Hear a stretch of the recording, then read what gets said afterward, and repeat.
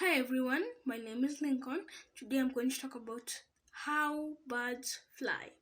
Birds have two easy steps, and that is thrust, which helps them push off the ground. In the air, there is two types of pressure, and that is high and low pressure. The high pressure has something called lift, which combines with thrust and makes the bird fly.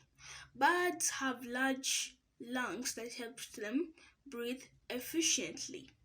And also they have large muscles that helps them flap their wings. Did you know the fastest flying creature on earth is the peregrine falcon? It can dive up to 200 miles per hour for its prey. And did you know that birds have hollow, light bones?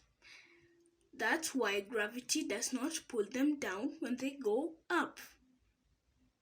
That's all for today. Please subscribe to my YouTube channel.